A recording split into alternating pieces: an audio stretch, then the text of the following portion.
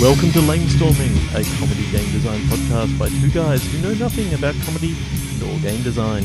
I'm your host, Trevor Scott, and with me as always is Ben Slinger. Hi, I'm Ben Slinger. Today we're going to try something a little bit different than just the regular click pitch. Ben and I separately have come up with some adventure game ideas. We're going to pitch them at each other and then try to come up with a single hour developing or designing the game from start to finish. Yeah, this is, the classic sort of point and click Sierra LucasArts style adventure game that we really love from our sort of childhood and in the past. They're still coming out. Tim Schafer brought out Broken Age, and Ron Gilbert's bringing out Thimbleweed Park next year. Can't wait. Yeah, Broken Age was great, and Thimbleweed Park looks awesome. So, that's the sort of games that both of us are really into. And so, for those who haven't played them, it's basically just sort of inventory puzzles, combining things from your inventory with the environment, or dialogue puzzles, talking to often wacky characters. A lot of them are comedies. Trying to sort of make your way through and solve the puzzles to get to a goal, to reach a goal. What I've done to make things a little bit harder today for our first time through, because it's Halloween, it is currently, at the time this gets released, it'll be the 30th of October, so the day before Halloween, we're going to make this a spooky themed. Spooky. But probably still comedic, because, we're just having fun. Yeah. But yes, themed along Halloween-ish lines. We both have some just basic pitch ideas. Do you want to throw one at me? Yep. So I've got this idea that there's... Okay, you have to bear with me for a little bit. I'll set up the whole premise. Okay. Because there is a bit of a backstory. So in the backstory, there's a scientist. He creates like this virus, and it's in this secret underground lab. And so the virus actually, it's kind of like a flu-like virus. So it turns people into like, I don't really want to say zombies. Sounds a little bit familiar. Yeah. So anyway, there's this team. Like one of the girls' name is Alice, and she's going in. No. What? I hate it. It's terrible. Why? It's been done. Don't you like Resident Evil, the movie, the game? No. Ah. We're not doing that one, Trevor. I told you last week. Too many game movie games. Super Mario Brothers the movie was enough. You got anything else for me? Something real. A paranormal investigator returns to the asylum that scared him as a teenager. Okay. While investigating, he gets locked in by a security guard that noticed the unchained doors. All right. So that could provide some interesting puzzle ideas and things. So he returns to an asylum that you said scared him as a kid? Yeah. Okay. So why is he... So he's become a paranormal investigator. Is he going... So he's going back there now basically to discover what it was, now that he has all the wonderful scientific tools and knowledge to actually discover what's going on in this asylum, which he knows is haunted because he was scared there as a kid. Okay. Why was he there as a kid? Why was he there as a kid? Because it's an asylum, and teenagers at Halloween, they like to go, in and make out with them. Okay, so it's abandoned? Yeah, it's an abandoned asylum. All right. As all asylums pretty much are now. I guess you could like some people just refer to a mental hospital as an asylum, but not in that same way of where it's basically a prison and there's no standard of care. Yeah. Okay, so I can see that working. So what's your overall goal then? It's to discover what it was that scared you. I don't necessarily think it has to go to the supernatural. I think it could actually be that it's like a, there's like a meth lab in the basement. Yeah, no. Well, funnily enough, I was thinking something along the same lines that, the whole game obviously is leading you to believe that you're going to discover the ghost, like the entity that is haunting this place, but that each, as you go every step along the way, you discover just mundane reasons for everything happening. Yeah, creaky pipes and all that sort of stuff. And yeah. So, okay, I see a few challenges with this game idea. How would you introduce any other characters? Not that that's a necessity, but... Well, I was thinking, it's an abandoned asylum. He, as a teenager, was there trying to make out, and he meets up with other teenagers who are there making out. Okay, so he's locked in there with some other people. Yeah, so it could very much be that there was, a other group of teenagers who happened to be there, and, they disappear one by one, sort of... Right. Because you can't all be seen on the screen at the same time. So maybe it's almost like a murder mystery one by one sort of thing. The other challenge that I see with this is we obviously, for this segment to work, we need to keep the scope fairly small. We originally were talking about limiting it to one room. I don't think we necessarily need to limit it to one room, but it probably shouldn't be more than a couple of rooms. And I say rooms in the sort of adventure game room idea of a single screen sort of thing. Yeah, locations. I can see that working. I think what you'd have to do though, perhaps, is maybe the other characters are kind of coming and going as you solve different puzzles. So maybe they're all there at the beginning, but a bunch of them go off to, 2 or 3 of them go off to do to different areas to sort of say like, oh, I'm going to go and try to turn the lights on, or I'm turn the generator on or something. I'm going to go over here and investigate this. And then as you progress through the story, maybe they do start disappearing, or you solve the puzzle and the person that was helping you on that is all of a sudden disappeared and someone else comes not back. Actually there. Yeah. Okay. So it maybe has some legs. Yeah. Let's. I'm trying to see where the comedy will be in it, though. Well, I mean, that kind of comes from how you solve the puzzles and the dialogue and stuff. And obviously, we're not going to sit here and write funny dialogue, but we can get the gist of how a dialogue puzzle might be solved, and that can be in a comedic manner. Yep. All right. Well, I like the idea. Since we're kind of winging this segment in general, and we do want to keep it basically to an hour, but maybe I'll pitch one at you, and we'll give that a 5-minute talk, and then we'll decide which one we want to develop further for the rest of the episode. I've got a couple of other ones as well, just in case we don't quite like either of these. So or if we start developing one and then just can't take it any further, and we've got some time left. But I think let's look at 2, choose one, and then just see how far we can go with it. Yep. Okay, I'm going to pitch this one. Maybe I'll pitch 2 because this one's more of a joke. Unless we can see it actually going somewhere. I've got Charlie Brown waiting in the pumpkin patch for the Great Pumpkin. I've got to go off. We'd have to get the license. Simpsons episode. Well, you don't. Okay, yeah. I mean, I read a fair bit of Peanuts. I don't know that I've seen the movies, but there are definitely a couple of Halloween specials. Anyway, Charlie Brown's big thing is that he believes in the Great Pumpkin just like everyone else believes in Santa Claus and the Easter Bunny. It's like if you wait in the pumpkin patch at midnight, then the Great Pumpkin will come and give you presents or something. So anyway, I thought like that's a good way to just have a single location, and it might be a little tricky to come up with puzzles, but there can be lots of things. Trying to think, what are the puzzles going to be? Patch, oh, look, he picked up a pumpkin and he carved it.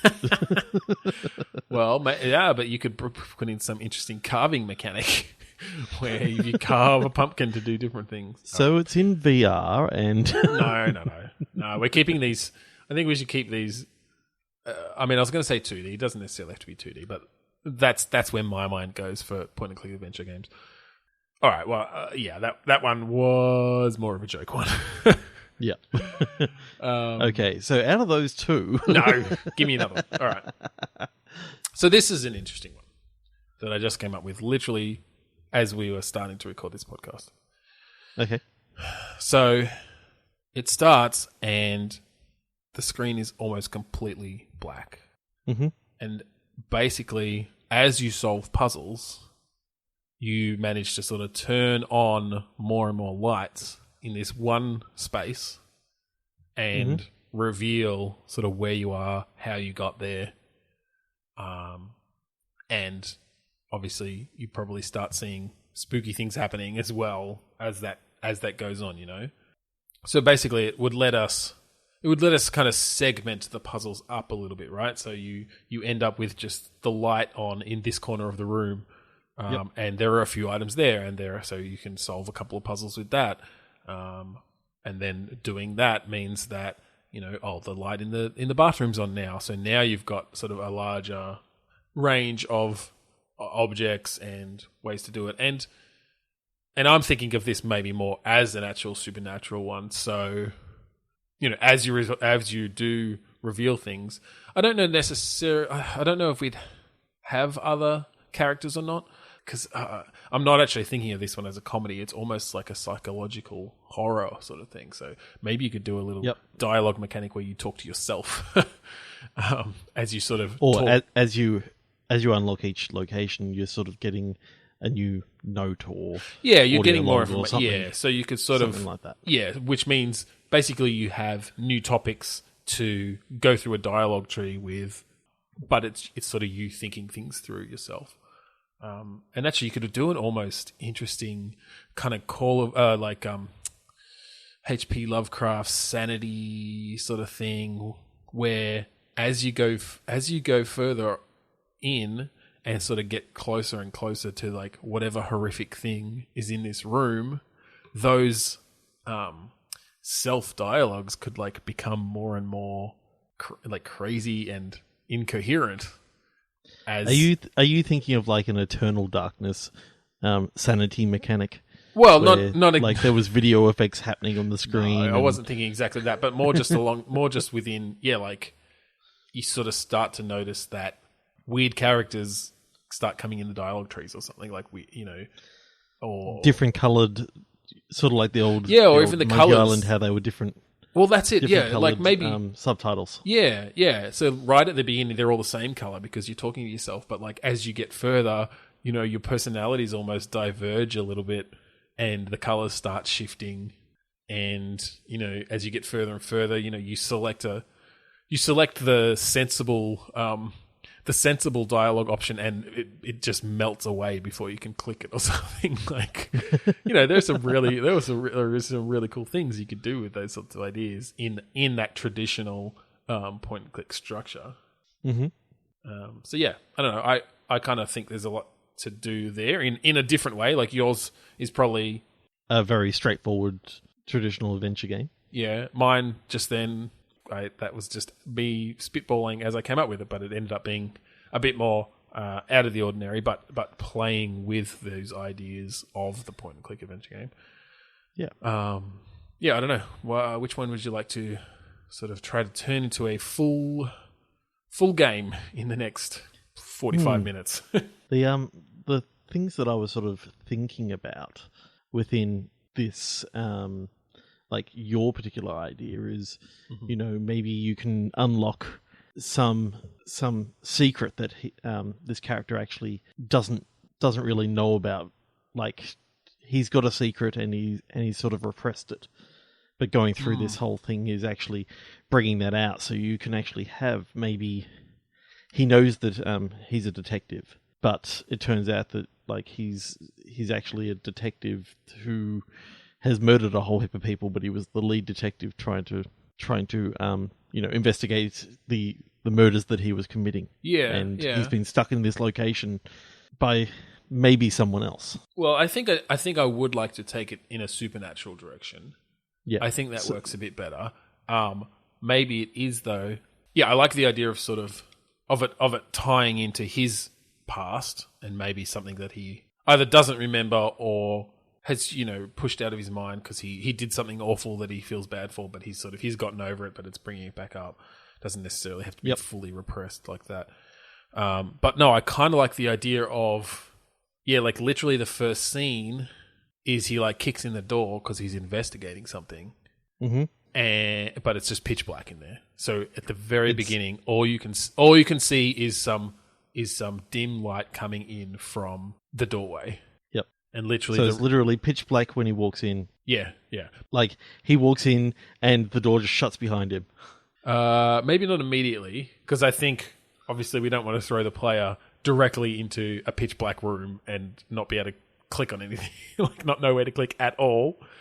So I don't know that they should. I mean, maybe at some point when they sort of got used to, like, have seen some stuff in the environment, we can throw them into the pitch black for sort of one puzzle, and they have to sort of remember where some things is. But maybe we'll give them some little hints. You know, maybe maybe it's not completely pitch black. It's like there's one, like a couple of little LEDs or something to sort of blinking on. Yeah, to sort of give them some some landmarks when it is dark.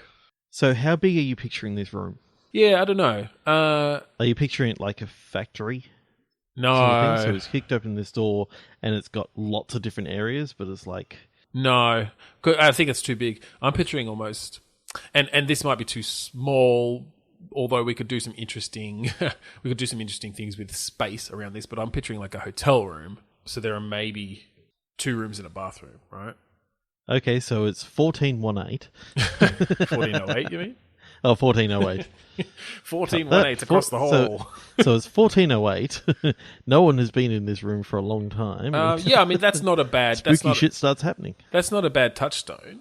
Obviously, I don't know, what was his... Why did he go there in that movie? I can't even remember. He was a reporter, and okay.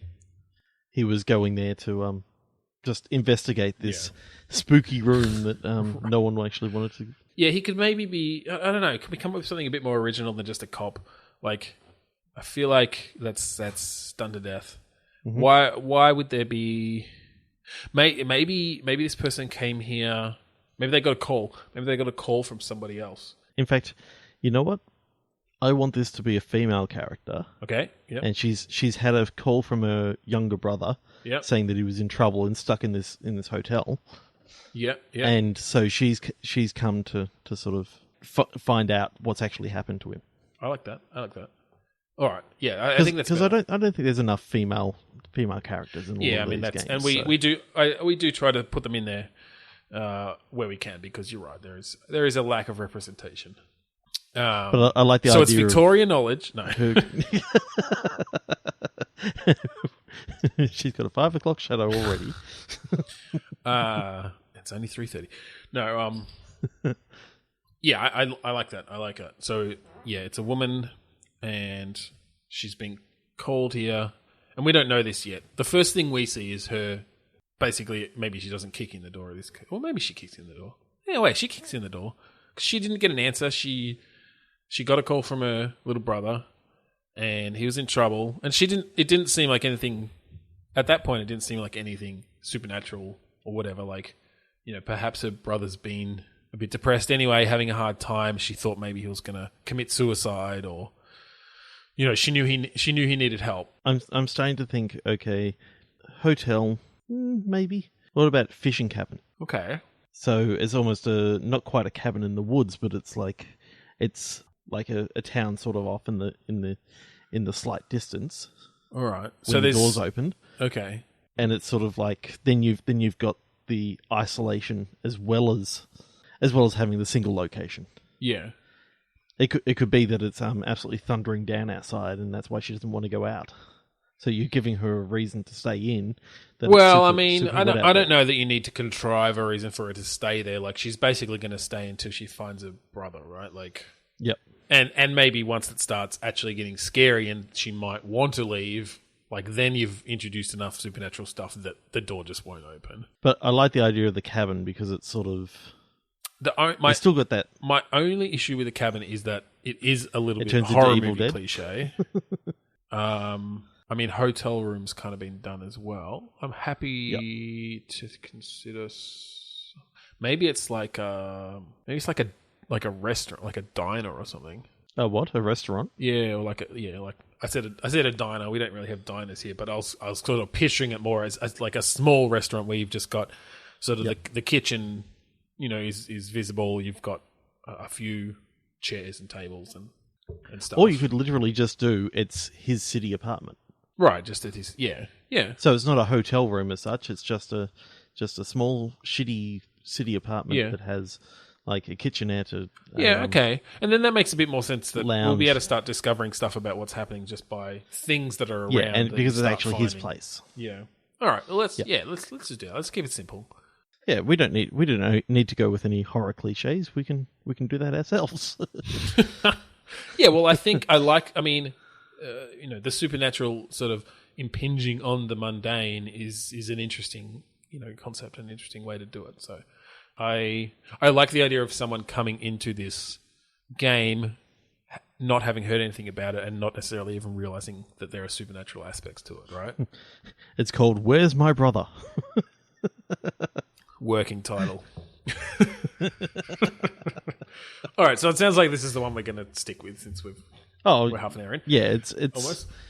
Yeah. The main reason why I chose this one is because it's probably, as you said, it is one of the easier ones to sort of to break down. We don't have to come up with any more characters, which is probably a good thing. Yeah. And puzzles, you've got so many things that you can do. You've got things like safes. You've got like maybe an inventory puzzle of how to open up the kitchen cupboard or something like that.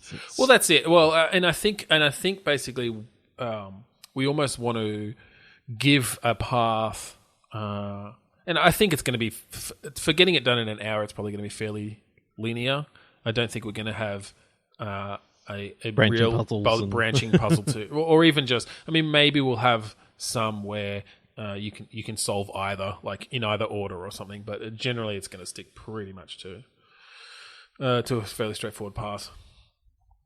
All right, so if we do want to sort of really develop this whole game, and I should mention to our audience, this is the first time we've done this. I have no idea whether we can come up with a whole like puzzle tree for an adventure game in the next 35 minutes or whatever, but we're going to give it a red hot go. We're going to give it a red hot go. And I think the best way I think to do this is actually to start at the end, which is what is the final goal going to be, and the sort of, it doesn't even necessarily have to be the full resolution, but sort of what is that final puzzle that they need to solve, or what is it where does she end up? And this might not work the greatest from a narrative point of view from listening to the podcast, but hey, this is game design, so we're not telling you a story. But let's figure out the ending. So I'm just trying to think. She goes completely crazy, and she thinks that something's trying to get her. Well, I think so. I think something should actually be trying to get her. I kind of like this idea with the... Well, and I mean, maybe it's ambiguous, but she's definitely affected by something in this place that starts driving her insane, making her question her senses. And at the end of it, either she comes out of it a lot worse for wear, or she's just entirely swallowed up by this thing, like her brother was maybe, and... It literally just ends with her coming face to face with whatever it was that has caused this, like being, whatever, I don't know, swallowed up in some manner, not necessarily literally eaten, but consumed in some way. I think for a proper ending to something, she needs to come out of this. Whether her brother makes it with her, that's another. I mean, yeah, okay. Okay, that's fine. All right. So the way I'm picturing it, she is, where she's looking around this apartment, she notices that there's a few things that are kind of off. Yeah.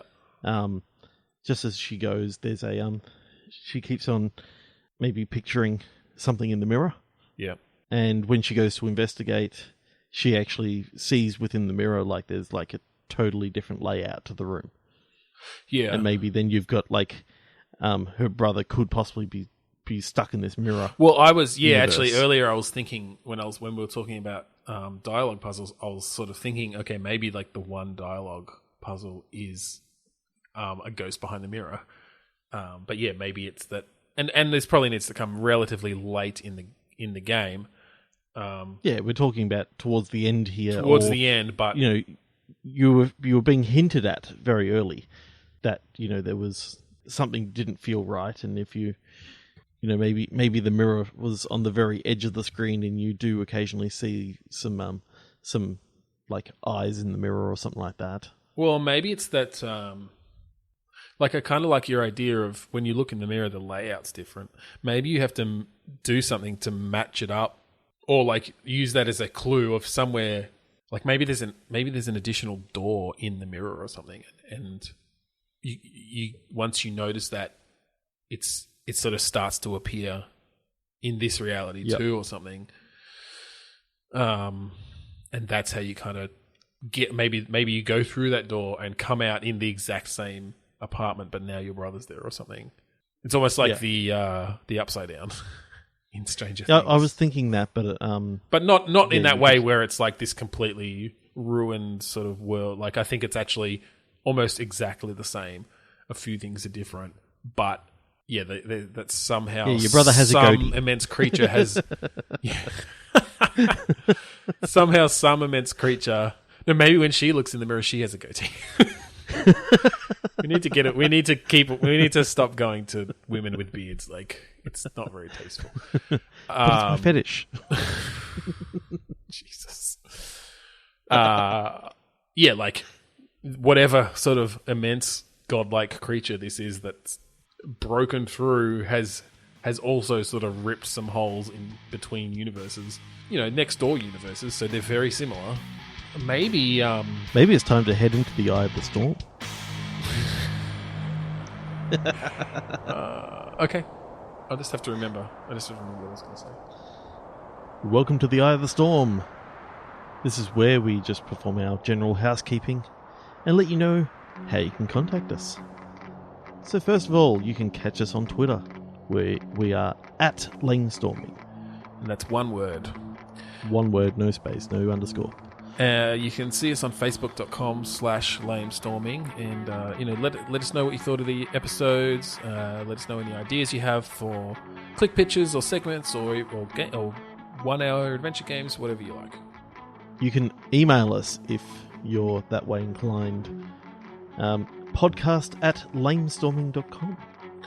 We are on iTunes, like all good podcasts. Find us there. Just search for Lamestorming. Rate, review, subscribe us. It helps us a lot.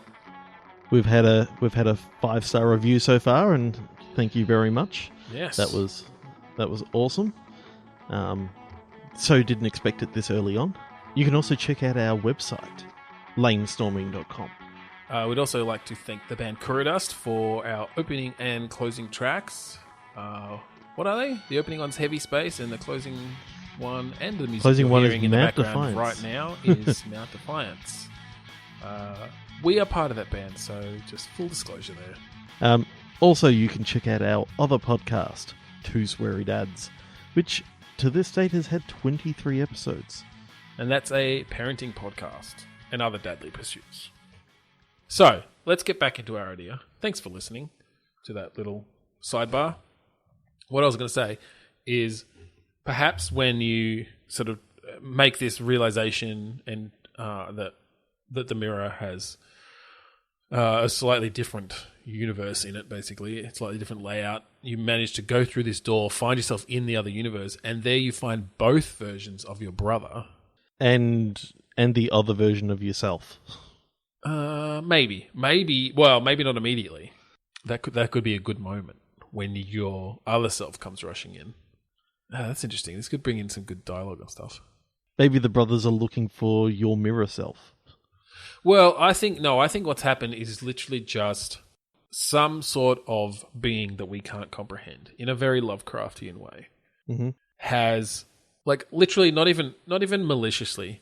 It's basically made a nest in this room, in sort of an upper dimension that we can't comprehend. But what this means is that, like the ninth dimension or exactly, something like that. yeah. So it's well outside of our realms of thought and Yeah. But what this means is that it is sort of just scratched some holes between dimensions, and it also affects the people in that area by just basically sapping their sanity, right? Like, because they're seeing these strange things in there, and they have this sense of this presence that's around them, and it's driving them insane. So I think this happened.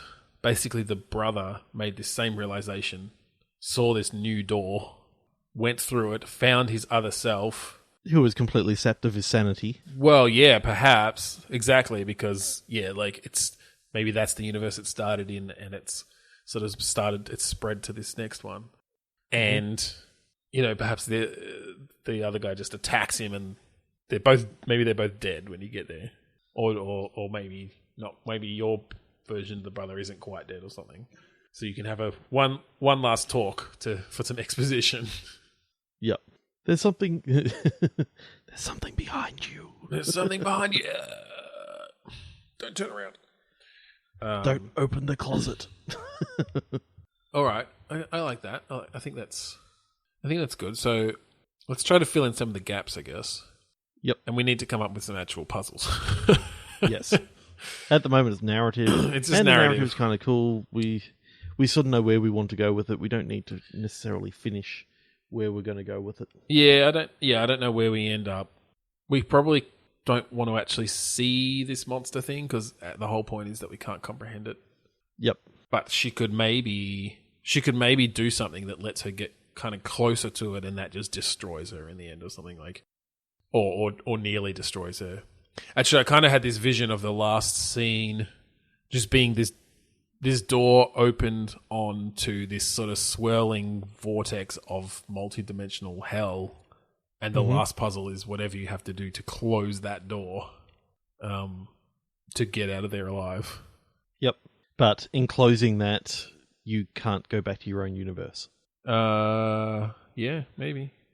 So it's like yes she existed, but you open it up for now she's looking for a way back to her own universe.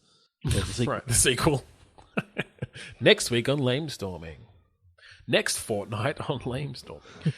I want to play with this idea of the sanity stuff and like what limitations that gives on obviously both the player and the character.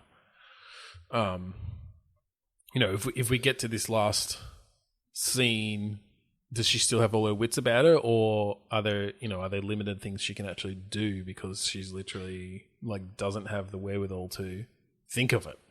Yeah, so I think how you can actually limit the puzzles as to what you can do is as she starts losing sanity, she is happy to do certain things that she may not have wanted to do before. Okay. Like, that's interesting. Yeah.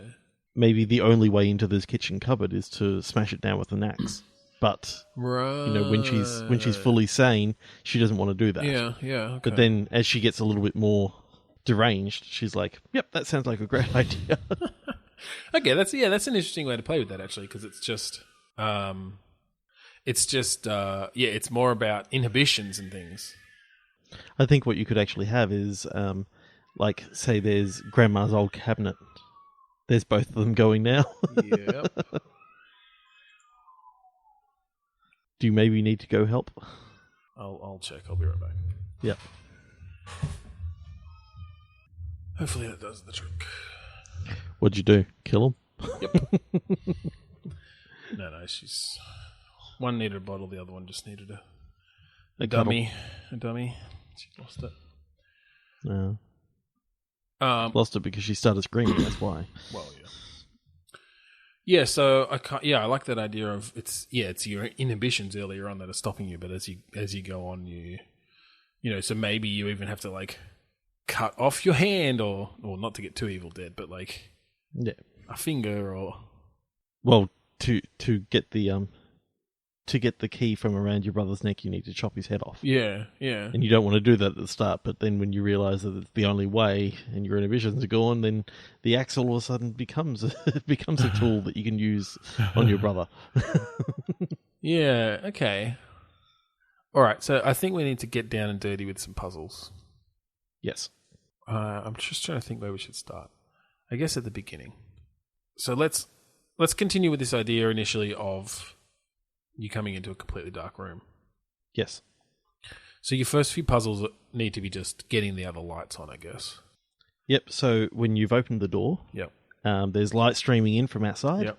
So you've got a limited sort of a little bit of greyish feeling. Yeah, it's sort of, and you can sort of see a light switch on the side, and you can flick the switch, but nothing happens. Nothing happens. Yeah, of course. Because the first thing you need to do is open the fuse box and change the fuse. All right. But of course you can't see anything, so maybe maybe you need to Is there something in create is there a something initially lantern or in something your, like that. Is there something initially in your inventory that Yep. So you got a lighter in your inventory yeah. because you're a smoker. All right. What's her name, by the way? Jeannie. Janine. Julia. Okay. Julia. Yeah, I like Julia. So, Julia's the smoker. What does she do? What's her profession? Lawyer? Because she was the smart one. She was the put together one. She was the one who kind of made something of herself. Either lawyer or where was I going to go? Game developer. I was thinking game developer.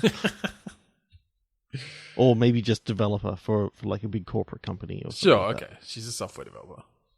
I can relate to that. What I kind of like about that is maybe she's been sending her she's been sending a check, like her paycheck to her brother to help him Yeah, pay she's for been his... sending him some money. Yeah. So okay, But what's been going on? There's a stack of them that haven't been opened. Yeah, okay.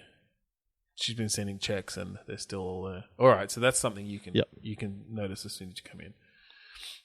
And maybe she's got to create a lantern with the with the stack of papers. Well, I was going to say, but like maybe that's almost part of the sanity thing. Like initially, she's not going to light a pile of checks on fire. No. Or maybe it's literally cash. Maybe she's been sending literally cash. And it's the only paper in the apartment. It's the only paper she can find. But initially, like she won't light it on fire. Yeah, I like that. Okay, so that's sort of your first little hint of you can try that, but she literally says like, no, that's insane. Or is that in the safe? So that's another thing. No, I like that. I like that being there really early. I like it for one because it shows that something is really wrong here if he's literally not collecting the cash that's coming in the mail. Mm-hmm. And two, I like that idea of you could try to light that on fire to get some light, but she won't do it because there's no way she's going to light hundreds of dollars. She goes, of "That's cash. a $100 note." Yeah, like I'm it's hundreds. Like no, that's like or it's piles of 20s or something. Like she's been sending him hundreds of dollars a week, and it's been a month or something of money, so it's literally like a pile of 20s. He's like, "There's no way I'm setting hundreds of dollars on fire." But then later on, you do need to do that. You do need to set that on fire for a different puzzle. And she does it then because she's starting to lose her mind. Yep. All right, so you got to get... So is it just that we need to... Should we just have it so the light in this whole room comes on? I think just in this room. Yeah. So it's probably not a fuse box then, because that's going to be like for the whole... No, because I'm thinking you've got one working fuse. And depending on where you want to actually do something, you've got to move, like, pull that fuse out and put it into the other location. So if you want the bedroom on, okay, oh yeah, okay, I like that. So then you can only see one at a time. Maybe then the first puzzle is just she can open the fuse box. She sees that there's one fuse working on there. It's for the bedroom. It's set to the bed. The one working one is in the bedroom, and so maybe actually when you come in, there is one other source of light, and it's just you can see some light coming out from underneath a door elsewhere in the apartment. Oh yeah. But you can't maybe you can. Maybe as soon as if you try to walk into the darkness, she just runs into something and like comes back out. She's like, I'm not going in there until it's like light enough. Until I can see where I'm going.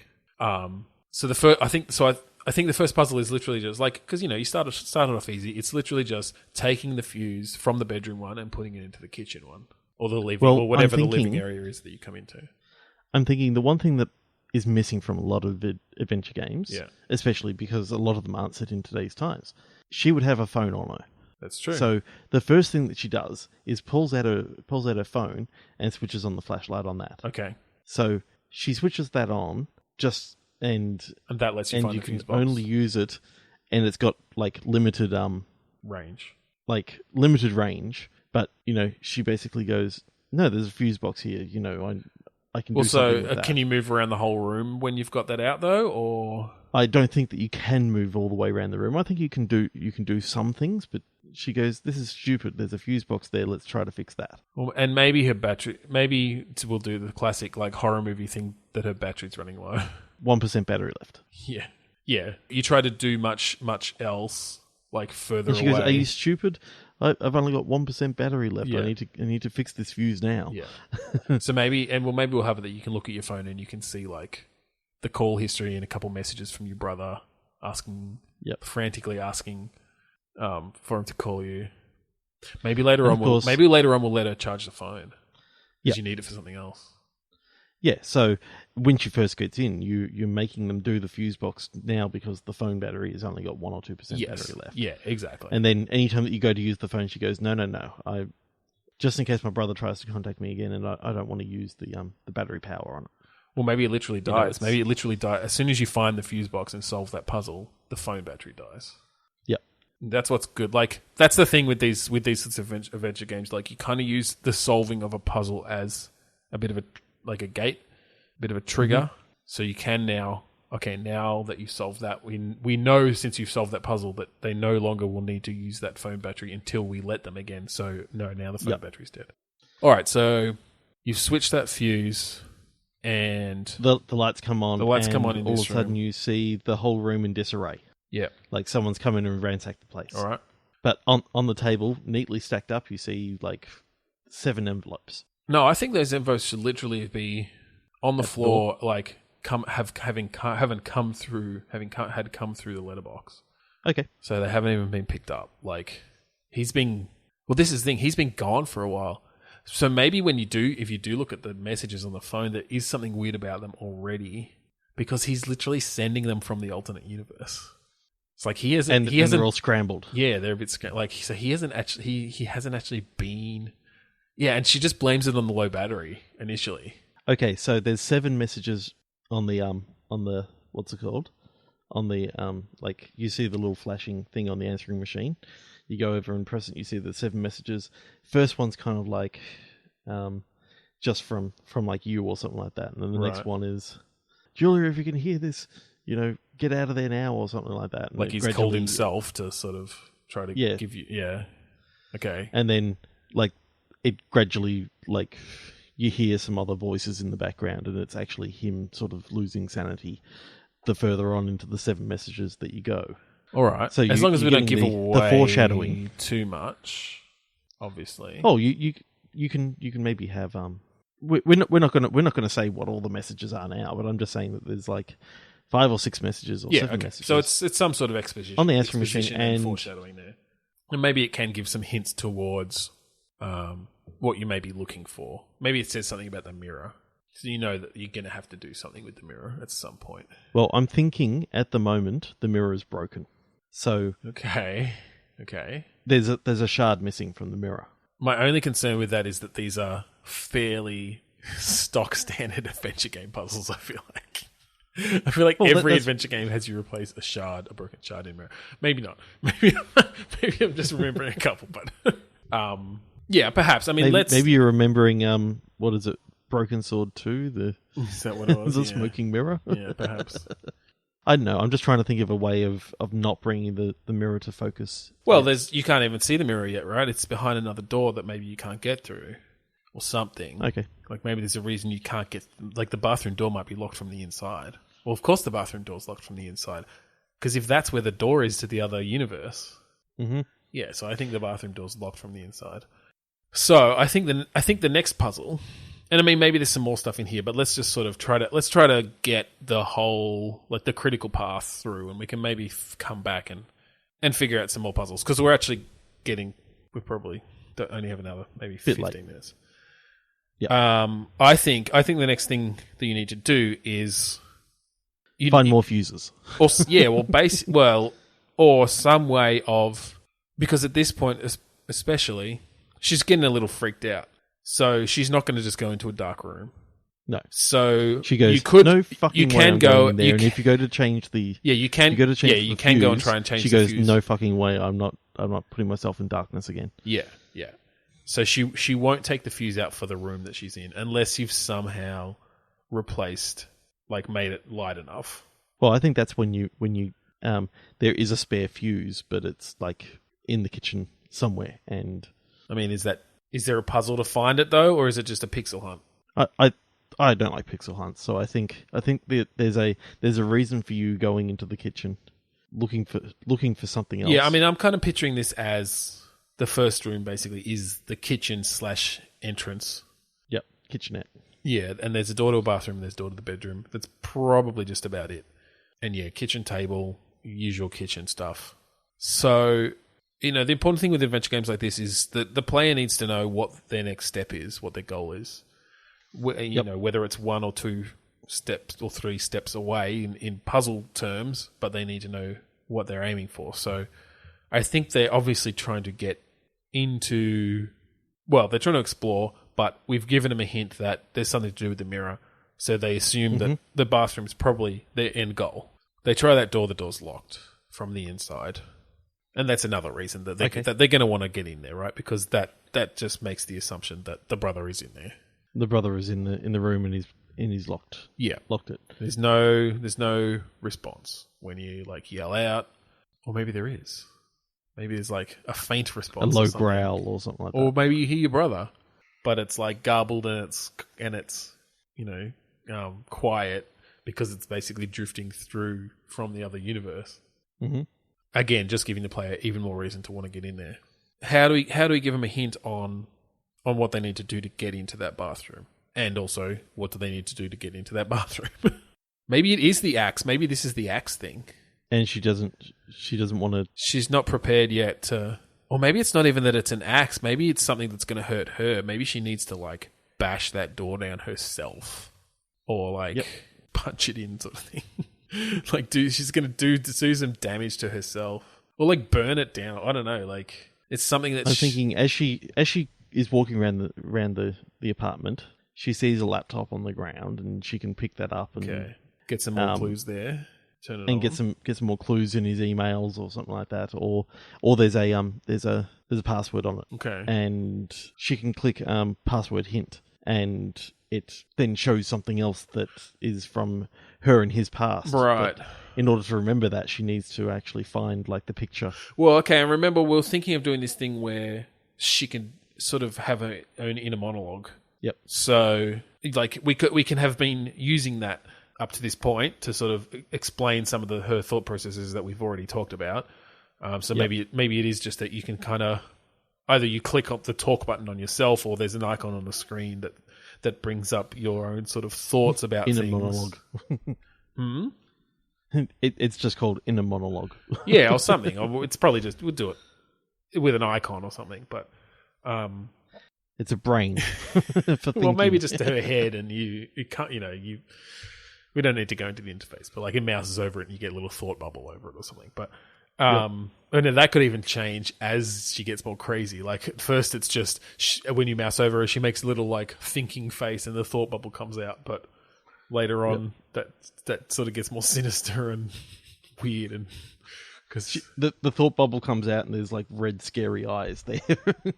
You could do some really interesting subtle things with it, right? Like you could even start doing it fairly early when she's starting to get afraid, but like the edges of the thought bubble are just slightly shimmering, or I don't know. Like you could probably. I'm not an artist, but I'm sure you could get an artist to do some cool things. I think she can be scared of the dark because. Well, I don't know that she's initially necessarily scared of the dark, but I think quite quickly when she starts to realize something is going on, she becomes extremely hesitant and then scared once she realizes, once she hears the messages with her brother warning her off and stuff, like, maybe she just thinks there's an intruder in the house, but she's not going to go into a dark room when she thinks maybe someone else is in here with malicious intent, Yeah. But then when she gets the laptop open, she sort of sees maybe he set up cameras around the house and she sees like a really ghastly scene when there's lightning that sort of, shows what's sort of happened in the bathroom. There's like blood everywhere or something in the bathroom. Maybe. I don't know. I think that's going too gory, and I think that's going a bit too. I don't think he's that guy had the presence of mind to set up cameras. Well, I think you could actually have, he was getting freaked out about stuff that was being moved around in the middle of the night. So Paranormal Activity style, he set up these basic cameras, and maybe you see, one of the cameras on the ground, and it's like in bits. Maybe. I don't know that he's set up like webcams or full-time cameras. Maybe though, what you find is he's got a bit of a maybe it's just on his. Well, I was going to say on his an iPhone video Facebook, or something but like was that. on public, but. Yeah, but he started like taking pictures at different times of day and comparing them and like circling things that are different in them and stuff. Like he started going a bit crazy and getting all paranoid because these things around him are changing. So maybe you just find the file that he's been keeping on his computer. I think maybe to get into the laptop, the puzzle is literally just an inner monologue puzzle where you just have to go through the right chain, like conversation chain with yourself, basically. And maybe to get that little piece of information out. You can have the clues being in the pictures on the wall or something like that. Yeah, maybe you have to do something to like jog a memory, which basically then brings it into your conversation tree with yourself when you do that. So you just perhaps you just have to have looked around and looked at the right photo. It's your dog. It's your dog's name or whatever. But what we could do something interesting with like the memory even. What could be cool is if you leave these things in your inner monologue conversation tree, but as the game goes on, like you get different results as you click on them because she starts remembering things differently. So maybe it's like a memory of like it's the date your first dog died or something. Yep. And so to get that you have to have investigated a picture on the wall, which was the two of you with that dog when you were kids.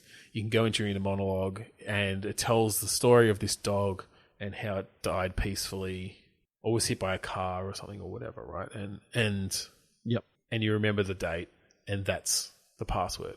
But like later on, once you started going a bit more insane, if you do that again, like you start that memory, you tell that story to yourself differently, and you start talking about how you found the dog covered in maggots or something. Like it's this real. It starts turning into this real horror, and horrible then, memory. The next story could be, the dog was missing for X number of weeks, and then when you found it, buried underneath the porch, it was and then when you found it, like you found it and it was covered in maggots and had been there for days, and then it like jumped up and bit you, like. This is what this memory is now turned into because you've literally that's what you now remember. And that's what you now remember, exactly. Like it's just a sign of this insanity and of her sanity leaking out. Like, man, you could do some really cool stuff with that. But you need to have some sort of like, why is she going insane? We haven't really explained why she's going insane yet. Well, so okay. Well, I don't know at this point in the game that you need to. Like, a part of these inner monologues can be her in the moment sort of saying how strange this place feels. It doesn't feel like her brother's place anymore. As she notices things. Like, a lot of it can just be communicated in the I keep saying dialogue, but it's her monologue. But obviously we're not going to write all that now, but I think a good writer could I can picture how that would work. I could see how you could just get initially that sense of apprehension across. Then as you go a little bit further, like maybe by the time you get to these laptop pictures and things, you're like, okay, something really fucking weird is going on here. And you start getting paranoid yourself as you go around and look at things, And then something that you look at on the laptop jogs your memory about something that your brother sent you on your phone. She goes, I need to find a phone charger. And then that's now, okay. She's now trying to... And that's in the bedroom. That's in the bedroom. But of course she needs to then, to get into the bedroom, she needs to find another fuse, and that's what sends her off into going into the kitchen cupboards and trying to find something like that. So Okay, so she starts going through kitchen cupboards. Does she just find one somewhere? We might need to make her just find one somewhere because they're running out of time. Yeah. Okay. Right, so she finds one after like a really, really tricky dialogue thought puzzle and Well, no, I think that's almost just there are 4 or 5 cupboards around. One of them has a fuse in it, and then maybe one of them has an axe in it. oh no, I've got the perfect idea. I've got the perfect idea. I'm stealing from a previous game I was working on. She finds a nail. She goes, "Fuck it, that'll do." Okay. She can't find it. She can't find another. Again, I feel like it's a very standard sort of adventure game puzzle. Yeah, but if she goes to put it in there, she goes, "I'm not putting it in there without some sort of protection from the electricity." And then you got to find initially like gloves that you can. Yeah, initially, and then later. Well, on, maybe by the time you actually need to do it, she's desperate enough that she just does it. So maybe because the thing is, like, you could find that nail early on. Well, you take the photo off the wall, and there's a nail. Yeah, maybe okay.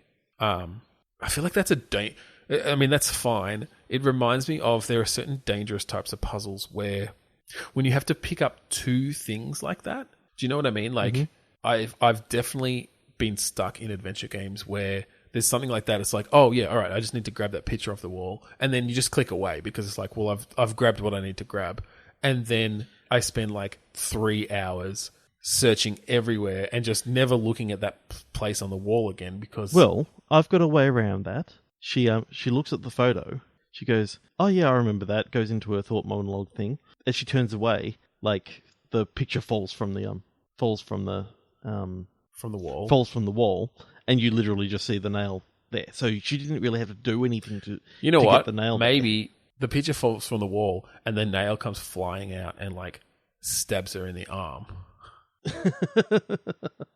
So and then automatically goes into your inventory after she pulls it out. Yep. And that's just freaking her out even more. Yeah, but goes, what the fuck did? But if you try to use that nail before you've looked at the laptop stuff and realized how desperately you need to get into the bedroom, she won't do it. It's only once you've sort of got to that point where you are really starting to realize something fucked up is going on here. You need to see what was on your phone. Maybe there's a video email that is sent saying, "I've locked myself in the bathroom." Blah blah blah. But the only way you can view it is on your phone. Yeah, the only way that you can view it is on. So on wait, the phone. Do you see that? You see that he's sent it on the laptop, but then you can't view it on the laptop or something? Yeah. Okay. Yeah, we can figure out some contrivance for that. Well, it's like don't have the codecs on the computer. You can have something like that.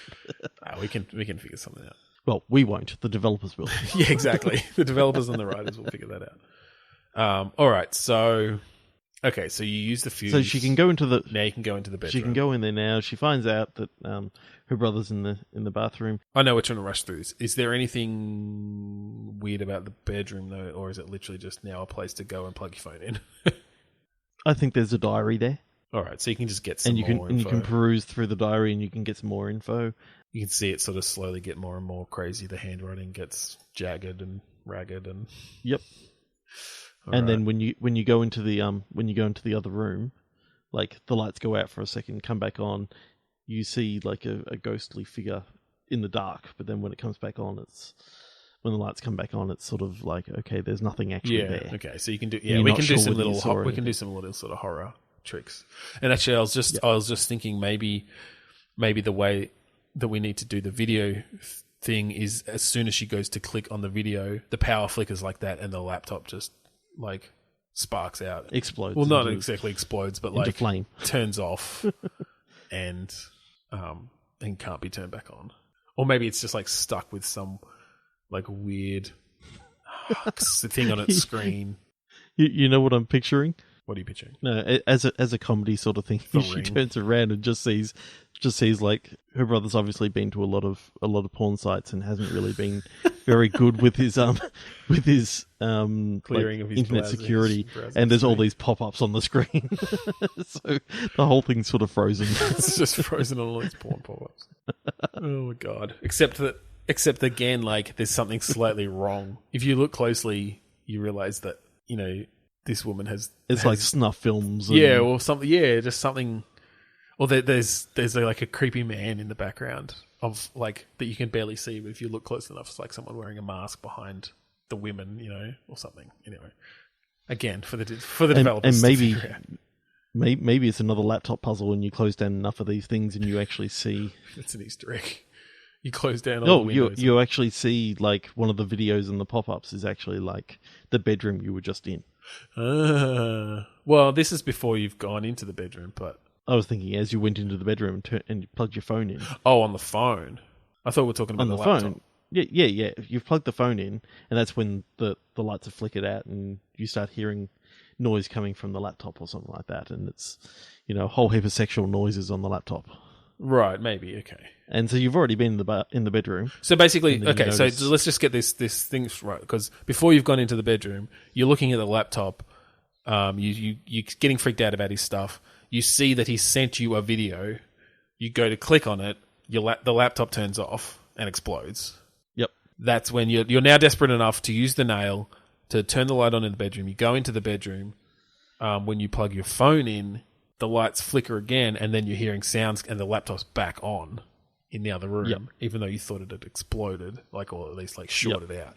And that's when, you see you see all these porn pop-ups and stuff. And basically they look normal, but as you start closing them down, they get freakier and freakier. And the last one is the bedroom you were just in, and maybe you're in it. Maybe she. Not with porn going on, or maybe maybe there's porn going on. It's where she literally just was. It's like that exact scene of her plugging the phone in, but there's porn going on. While there's two people having sex on the bed, and then there's a guy that walks in, puts a key on the dresser, and walks out. And then when you walk back in there, there's a key on the dresser. It's that's the bathroom door key. Bathroom door key. Okay. And she starts getting a bit creeped out. That's kind of neat. I think we're getting long enough that we need to just cap this off. So I'm not going to make that any more complicated than it needs to be. But I think once you get the key, it's probably something else you need to do before you get into the bathroom. I like the idea of her basically having to damage herself in some way to get into the bathroom. But I'm not sure how you do that. So let's just say that key unlocks the bathroom door. And maybe he's set up a trap or something in the bathroom, so that when she opens the door, she gets shot in the arm or something like that. Right. He's set up. Perhaps I was more thinking that it needs to be something where she knows she's going to damage herself, right? Because now she's desperate and insane enough that she'll do that. But, or she can unlock the bathroom. Well, door, and also who's this man? Because I thought there wasn't actually a. Well, it's maybe a shadowy figure. It doesn't necessarily have to be a man. Okay. It can just be a shadow moving across the screen. Anyway, I think that's a detail. It's she sees this video. There's porn and stuff going on, but something draws her attention to a key that's in there that wasn't in there before. Whether it's that someone places it there or not, I don't know. I don't know that there's a. I mean, I guess it could be her brother, but I don't know that we need to introduce a shadowy figure when sort of the whole idea we've come up with here is that it's this interdimensional being that's causing just this weird shit to happen, basically. And that whole idea can sort of start being explained in the emails and in the diary and stuff. We don't really need to go into the full details of that. So, all right, she gets into the bathroom, and I think it's well.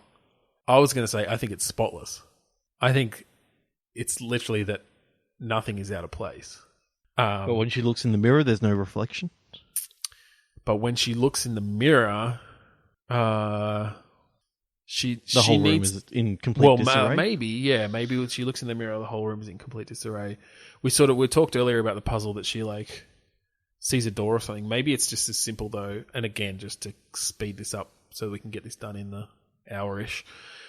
Maybe it's just that it she looks in the mirror, it cuts to a different view, basically from behind her head, and being able to see that you see the reflection and you see that it's all in disarray. And when it cuts back to the normal view of the bathroom, it's that room that she's in. It's all in disarray.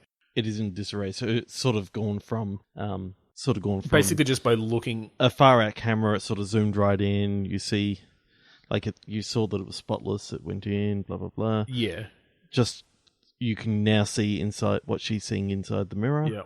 And then when it zooms back out, it's like in complete disarray. Yeah. And you're now basically in that universe. So that was enough. I think now you add some film grain and the colours are slightly off. Well, yeah, you can. Yeah, maybe you can do some. You can definitely do some sort of post-processing stuff to really show that you're somewhere different, and it's this. Yeah. So when you go out into the other and room, then when you go out again, into the other your brother, room, the brother's there. You see a dead brother and you see a dying brother. Yeah. Yeah. Okay. As we discussed before, and you can have your conversation with the dying brother. Yeah. And should the dying brother actually be the mirror universe brother? Maybe. Yeah, and again, you need to sort of do some little inner monologue stuff, and also and compare that against like the conversations that you're having with him, and that's how you come to that realization. Like your pasts are slightly different, your memories are different. Although, like your memories by this point are pretty fucked up anyway. I'm not sure. Actually, I'm not sure at this point how much of your inner monologue is even useful. I guess she can't be. I guess she can't be going in the mirror universe. I guess she can't be going too insane by this point. So it's not quite that she like literally can't keep control of her thoughts, because she still has to. She's still got her wits about her. But she's starting to slip a little bit, because she's now seen her dead brother. She's now seeing a dying brother. Yeah, it's like she doesn't know which one's her brother, and maybe she has to try and piece that together with the thought mechanic again. Yeah, okay. So there's some sort of puzzle there where she basically discovers that this is not her brother, and that he's killed. It's actually the mirror brother. That the mirror brother has killed her brother. I'm thinking, because it's a mirror universe, maybe she realizes that the scar that he's got is on the wrong side of his face. Yeah, okay. And that could be, so she has to again go back into her memories and remember an event that happened. Where she caused the scar. Yeah. And again, like, we could maybe have brought that up earlier in some way, but when she's remembering it here, it's like way worse. It's that she did it on purpose, to really try to hurt him or something, whereas before it was an accident and she felt really bad about it. But like the memory is just distorting in these sort of horrific ways. So in the first memory, she accidentally, they were, wrestling a little bit, as siblings do, and she tripped him over and he scraped his face on a rock. Yeah. Whereas now, but in the new memory, she's actually smashing his face with a rock. Like slams his head into a rock because he did some small thing, but that she's just, that's cool. Or she's got a glass bottle and she just glasses him. No, it needs to have something in common. It's like, oh, that's that scar from when I shot him in the face. With a shotgun. But I shot him on the other side of the face. No, I think it's a similar memory, but it's that like we just said, she did it on purpose. And that could have been an earlier thing that, when she was looking through the photos, there was a number of different photos that twigged memories. Yeah, and we can sort of have. Not all of them we'll obviously have they had to have things. Built up a bit of a past here and a bit of history and backstory and stuff that we can build on for these puzzles. We can't solve them all now without having actually thought of all that backstory, but we can imagine the gist of how that might go. Mm-hmm. So what happens though? So because is this mirror universe literally just another version of her brother who basically found himself in the same predicament? I think he's found himself in the same predicament, but he's got an idea on how to actually. Okay, because maybe he's been at it a little bit longer because he's, it may even be that this isn't even yet the universe. Okay, so maybe like her original universe is like 2 universes away from where this being has taken root.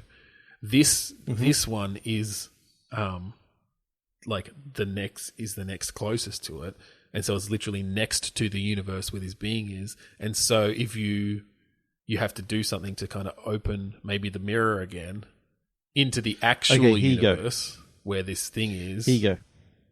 And that's where you mirror universe guy. Insane. So your brother is a deadbeat. Okay. But mirror universe brother is an inventor. Okay.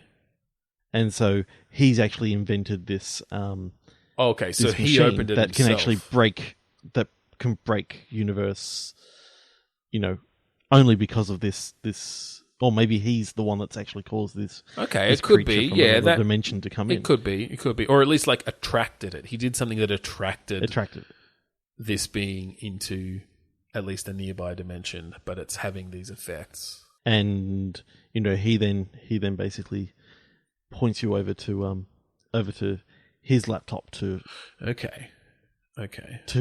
to find his notes. It's the same password, or it's now because you've got altered sort of mental capacity.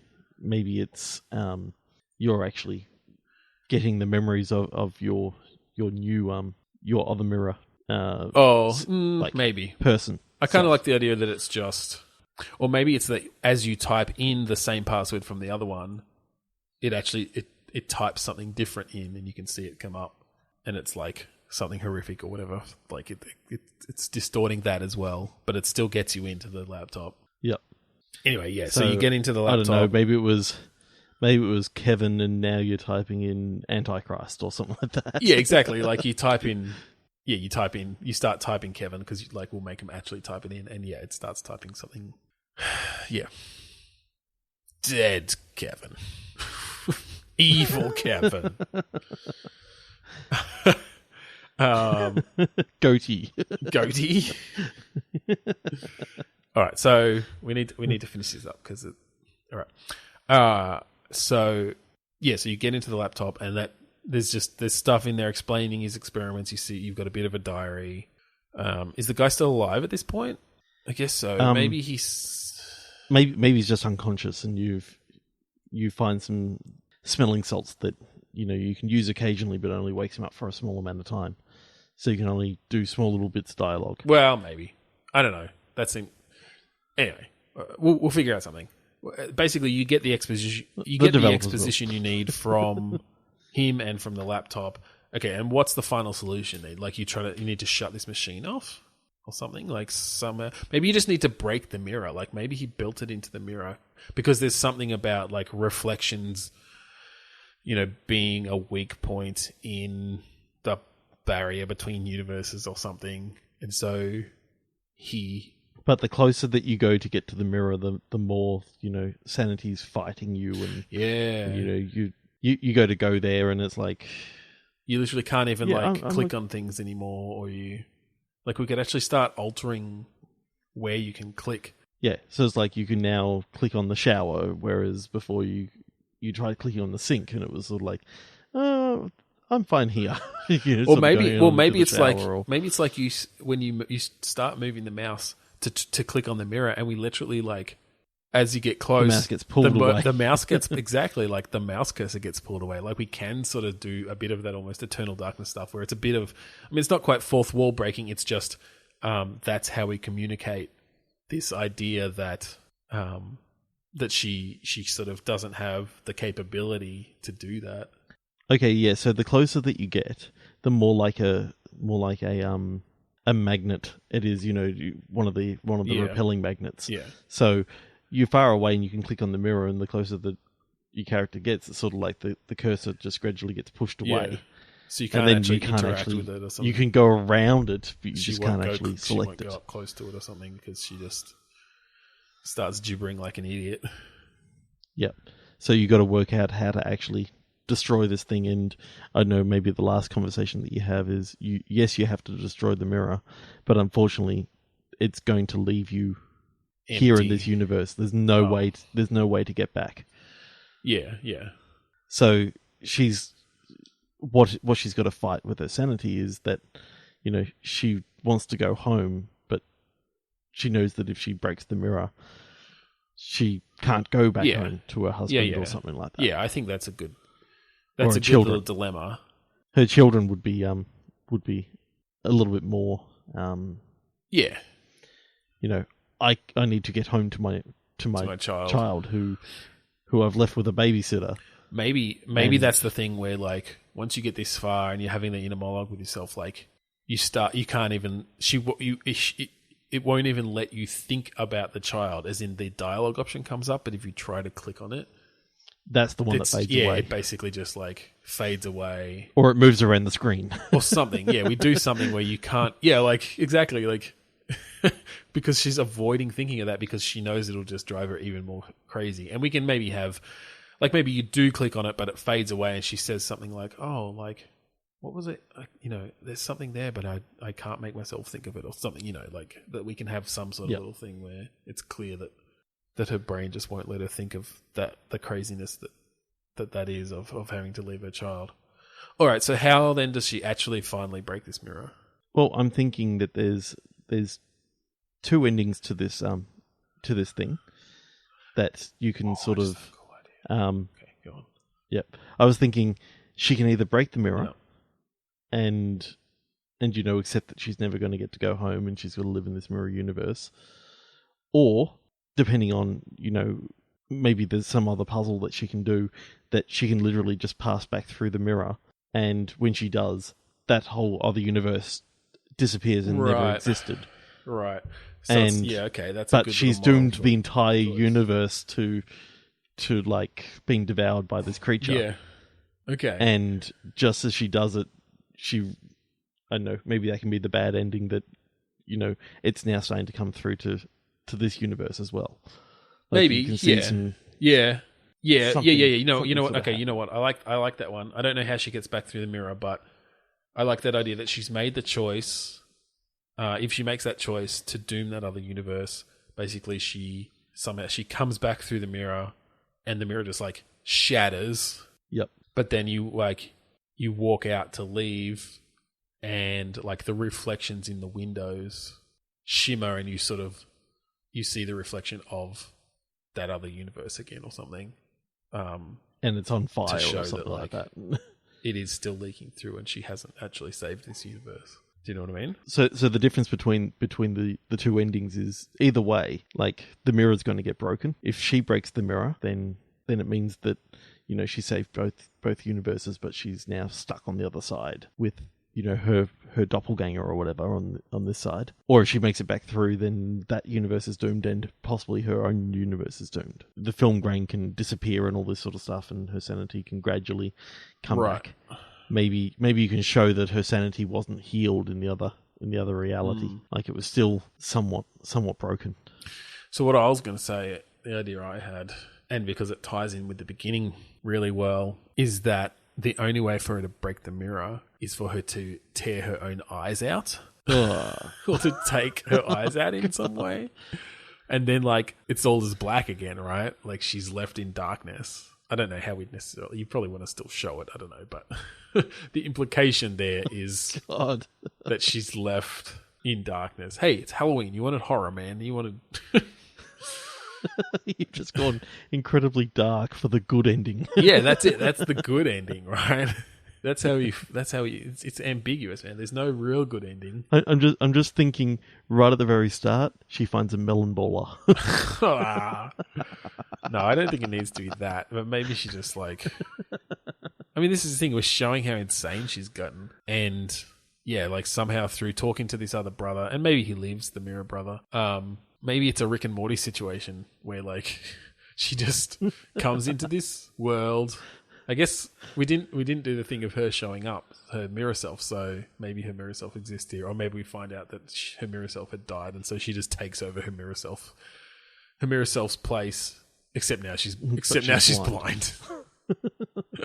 All right. Well, I don't know. I think that's probably enough. I think there's some good ideas there. I think we went a little bit long. We sped up the end a little bit too much at the end. Of course, but we have gone long here. This is probably going to be close to an hour and a half episode. No, I did cut a lot out of the previous one. Yeah, I know. Cut about 20 minutes out. It will go down.